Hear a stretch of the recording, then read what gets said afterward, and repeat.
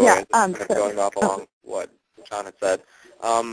Also, just I would say kind of take each experience for what it's worth, and just really appreciate it, because like not all of our experiences will be perfect. Like we won't get into all the fellowships that we apply for. Like we won't get into all the schools that we want to get into. But I think like there's value in every single experience that you have and every single relationship that you have with a person. And I would just say like really focus and appreciate those relationships and those experiences, and just focus on what's in front of you and do it well. And I think if you stick to that, like you'll get noticed and things will work out. Christina? Yeah, I mean, I don't want to beat on the same drum as everybody else, but I think that the thing that you need to really keep in focus is that, every experience is a helpful stepping stone to your future, and anything that you feel passionate about today, you should try to follow, and that might mean, as Maggie was saying, taking an experience at an organization that you're really passionate about, but it may not be the perfect job. It may be, being an assistant or to, some of the best jobs right out of college, and you wouldn't think so, are assistant jobs where you can really learn the ropes of an organization. And I think for a lot of us who are, in college have been high achieving, it's hard to see that, but sometimes those are the best jobs right out of college to really get the perspective on the organization, and you can make a huge impact. So don't look at any job as too small for you out of college. And I think, every experience will be helpful, and you just have to make it into a great experience. Divya, Maggie, anything to add?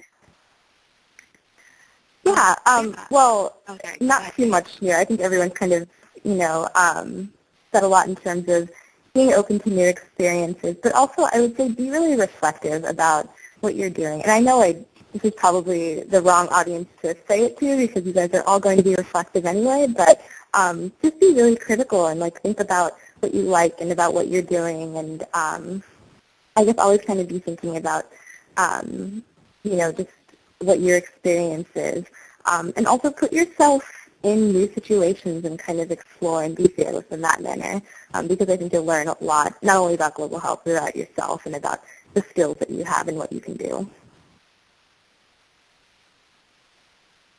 Great. Yeah, and just a really small piece to add. I feel like everything's kind of been said, but I would really encourage you to sort of be open to changing. I think I have always been sort of dead set on one particular route and one particular topic, and have kind of gone in that line. And I know that applying to graduate schools, whether it be public health or med school, you are sort of encouraged or forced even to really articulate exactly what it is you're interested in and exactly what you expect to do with your life and with your degree.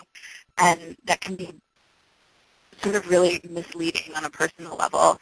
I know I found, in my essays, I really had to state exactly what I wanted to do with my life. And then once I got to school, they were like, now be open to new experiences and really open your mind, and sort of hard to make that switch, but I think it's really important. So whether you're going into the workforce or into some sort of graduate school, I think it's really important to just keep in mind that no matter how strongly you feel right now about a particular thing that you love, it's probably going to shift or change or be manipulated in some way, and you're just sort of going to hone in on what's best for you. So being open to that and not being really, really stubborn is something that I wish I had sort of learned earlier, and that I think can be really useful.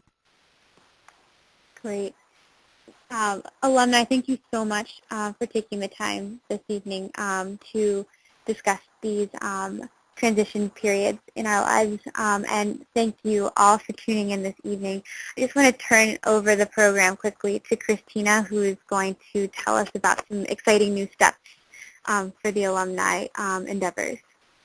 Great. Thanks, Liz, and thanks to all the panelists who spoke tonight. And I already put a few shameless plugs in for the alumni network that we're building, but I think, and unfortunately I was unable to attend the summit this year, and I think maybe some of you heard a little bit about this at the summit, but we are building an alumni network, and Victor and I are currently working on putting together a strategic plan that was outcome of all the hard work that a bunch of alumni put have been working on since the fall and also worked on at the summit this year. And we are planning on trying to launch the officially launch the Alumni Network sometime late this spring, and we'll have applications ready for people to join the council part of the Alumni Network later in the spring, and then we'll also are going to really be pushing our programming starting in the fall. And this is one of the events that the Alumni Council put together with Liz and John and Ron were really instrumental in putting this together, and they've been part of the council, the small group of alumni that we put together in the fall to work on some of these initiatives. So we're really excited and think that we have a really great base of alumni that have already graduated and a bunch of seniors that are graduating in the fall that will be joining us as alumni, and hope that we can continue all of the momentum and enthusiasm for global health and equity that we have strengthened in our undergraduate network and continue it on into the alumni network. So we're really excited about those opportunities.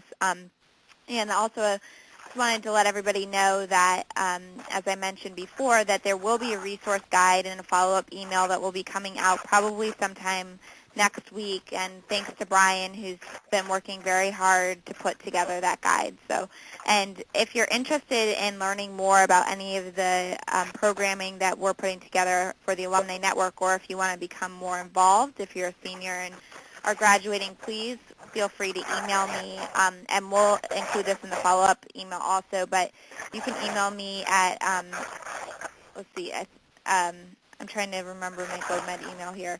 It's Christina, Kristina, at globemed.org. So you can go ahead and email me if you have further questions about any of the alumni programming or want to get more involved. So thanks again to everybody, and at this time, I think we can go ahead and sign off. So if you have questions for follow-up, go ahead and email me, and you can also email Brian, who is working on the national staff with the alumni endeavors. So thank you very much for joining us tonight, and we hope that this was helpful to everybody. Have a great night. Good night. Bye, everyone. Bye, guys. Bye, everybody.